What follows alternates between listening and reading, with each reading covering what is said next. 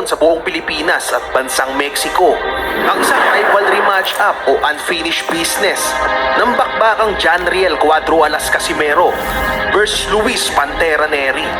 Parehong may bansag ang dalawang boksingerong ito bilang the dirty boy ng lower weight class division at ngayon ay posibleng magtagpo sa timbang ng 126 pounds featherweight division. Isang timbang na pinaplanong puntahan din ni Naoya the Monster Inoue. Kung kaya't inaasahan na mas magiging kapanapanabik ang pagsasalubong ng tatlong boksingerong ito. Pero bago maging posible ang Casimero versus Inoue sa 126 pounds ay kinakailangan munang pumasok sa anumang world title rankings ang angas ng Pinas, John Riel Cuadro Alas Casimero. Dahil matagal itong hindi nakalaban at maraming kontrobersiya ang hinaharap nito, tulad na lamang ng issue sa promoter, timbang at politika pagdating sa mga sanction belt sa super bantamweight. Kung kaya't mailap ito sa mga rankings at world title matchup. Alam din ng marami na si Casimero ang may pinakamalaking tsansa na magpatulog kay Inoue. Kung kaya't hanggang sa ngayon ay mainit pa rin ang mga Pinoy sa bakbakang ito. Pilipinas kontra Japan. Pero ang problema ay kakasalta pa lang ulit ni Casimero dahil parang wala itong naging direksyon sa mga nakaraang laban. Dahil animoy tune-up fights ang mga naganap o walang fight rankings o anumang world title belt ang pinatulan. Pero ngayon ay matinding promoter ang humahawak ngayon kay Casimero. Ito ay ang kapwa Bad Boy Team Up sa Kameda Promotions. Kung noon ay tigas ng ulo ang pinapairal nitong si Cuadro Alas, ngayon ay hindi na ito makakapalag dahil napakahigpit ng promotions na ito. Wala itong balak babyhin si Casimero at sakaling maisara ang isang deal para sa isang big match-up ay agad nitong pangyayarihin ang bakbakang Pilipinas at Mexico. Casimero versus Neri sa 126 pounds division ng featherweight. Isang napakagandang match-up nito mga brother dahil matagal na ring pinanggigigilan ni Luis Pantera Neri itong angas ng Pinas, John Riel Casimero, dahil sa ingay ng bunganga. Para kay Neri, oras na magtagpo ang landas nila ay matinding sagupaan ang sasabong sa featherweight division. Baklasan ng panga, angas at dignidad sa loob ng ring. Pero ang tanong ay bakit ba napaka-importanteng laban ito para kay Casimero at Luis Neri? Kung sakaling magagawang talunin ni Luis Neri itong si Casimero, ay agad puputok muli ang pangalan nito sa buong Mexico at buong Japan. Lalong mas magiging mainit ang pangalan nito para sa rematch kay Naoya Inoue. Magsisilbi itong mensahe kay The Monster na nagpapahiwatig na iniligpit ko na o tuluyang pinatahimik ang maingay mong banta sa buong karir. Pero ang problema, si Cuadro Alas Casimero ng bansang Pilipinas ay hindi lamang ganoon kadaling kalaban sa loob ng ring. Bakit? Dahil napakahirap basahin ni Casimero sa buong laban. May pagkakataon na para itong hingal na hingal sa laban at pinapaabot pa ng 12 rounds ang labanan. Pero sa isang pagkakataon naman ay agad-agaran naman itong tinatapos sa mabilisang paraan ang kalaban. Gaya na lamang ng inihasik nito sa Japan. Tulog sa loob lamang ng isang rounds ang kalaban na tila roller coaster ang nangyari sa Japanese crowd. Inis at takot ang nasaksihan mula sa bad boy ng Pilipinas. Pero ang katanungan, sakaling magpang-abot ang Casimero Luis Neri, anong uri ba ng bakbakan ang posibleng maganap sa 126 pounds featherweight? Narito at ating talakayin ang bawat lakas at kahinaan kung sino nga ba ang posibleng tumiklop o tunay na manganib sakaling maganap ang rivalry match-up ng Casimero versus Luis Pantera Neri. Dahilan upang magkaalaman rin kung sino ang nararapat iharap sa muling pagpunta ni Inoue sa featherweight division. Uy, grabe! Ang lakas ni Casimero dito mga brother. Top number 5 to ah. Pag-uusapan natin dito yung knockout ni Casimero. Kung sino ba ang lamang sa bakbakang Casimero versus Neri. Ayan. Oh, ang lutong ng mga suntok dun brother. Yung laro dito ni Casimero, pansin ko ha, walang strategy no? Pure pressure, pure power, ayan no? Ang ibig kong sabihin yung strategy ni Casimero dito, yung kanyang opensa, no? And strong fight mentality. So, obserbahan natin dito si Casimero. Paano maglaro, brother, sa first round, sa early rounds. Kasi yung Luis Neri, brother, malalaman natin mamaya sa dulo ng video. Pagko-compare natin, no? Casimero tsaka Neri. Si Neri kasi, brother, pinabagsak si Inoue, no? Sa round 1. Ito. Casimero, round 1 power. Ganito kalakas. Tinatamaan doon si Casimero. Pero kinakain lang ni Casimero yung suntok.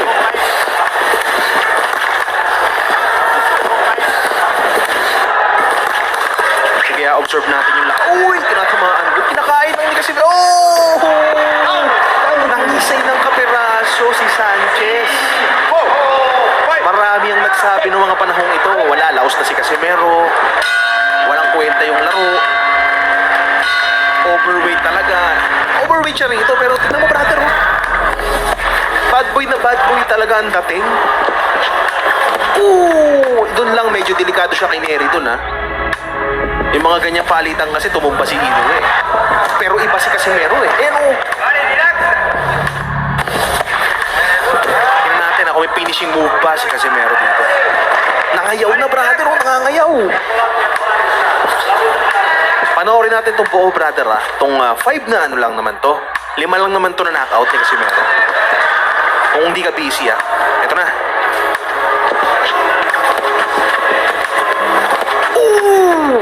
Wala, tinigil na. Grabe, sikat. Nag-push up na naman isang kamay, oh. Pinaspasan pa. Ito na, round. Ito. Tetey. Zolani Tetey to. Observe natin to, ha. Ayan, one of the best version ni Casimero. Isipin nyo, brother, no? From first round to second round. So ito, abangan natin yung full fight. Para malaman natin paano nangyari yun. Paano na set up ni Casimero. Ito na. Nagwawala. Uy, body punches. Halos magmakaawa dito si Zolani Tetey, oh. WBO World Champion niya, mga brother, ha. Fastest knockout puncher. Ayan na. Talagang sinisira ni Casimero yung depensa, oh. Pero sa tumama, uy, yun, isang tumama sa sentido. Halos di makabangon. Ano yung nangyari dun, brother? Paano ba na-set up yun? Ito.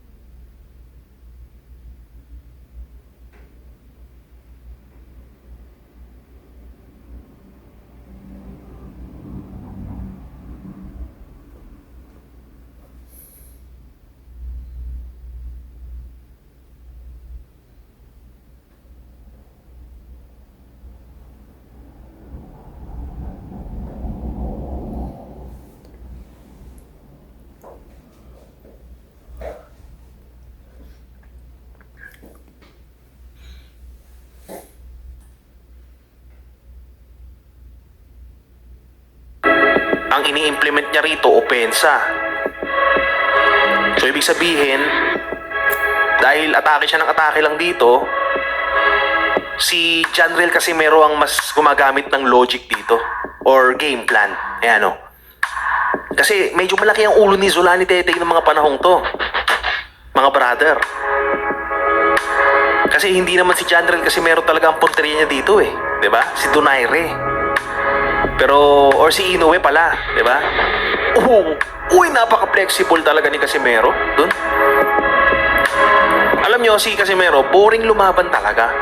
Pero once na matamaan ka niya, doon mag-iiba, no? Kaya niyang gawing exciting yung fight, ura-urada. Ito ang maganda kay Janriel, no? Paiba-iba ng timpla. Ayan, hindi tumatama yung mga wild punches. Ayun, no? Naglalakad parang gano'n, no? Ibig sabihin, hinahainan niya ng bait, no? Yun, no? Pansin nyo, boring, di ba? Tahimik yung fight, no? Hindi tumatama, ilag-ilag lang si Casimero. Ito, round number 2. Anong ginagawa ni Casimero? Observe natin, ha?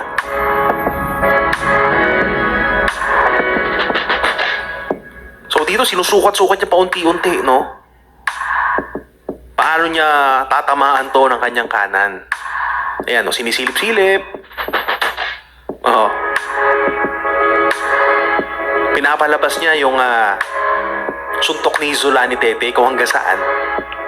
Ayan, no? Sinusubok-subok na, testing, ayan, no? Backpedal konti. Nga pala, brother, sino ba yung top 5 mo ngayon na fighter ng Pilipinas? Kasi kung ako, brother, siguro para sa akin, naglalaro si Casimero sa top 2 or top 3. No? Or kapantay niya si Weljun Mindoro sa ngayon, kahit wala pang ano. Yung hype ba? Yung hype? In terms of hype. Ngayon kasi nagbabalik na si Casimero. May fight na ngayong bare months, no? Abangan natin. Pero ngayon, ito. Punta muna tayo rito. Paano siya mananalo kay Luis Neri dito? Yung ganitong uri kasi ng Casimero, brother, maingat to eh. Hindi agad-agad tumatapo ng suntok. Ito yung match na match kay Luis Pantera Neri para sa akin. No? Yan, no? Yung mga ganyan. Kasi si Neri, maraming butas si Neri eh. Marami siyang mahinang depensa, no? So, kailangan lang hanapan ni Janriel tulad ng ganito.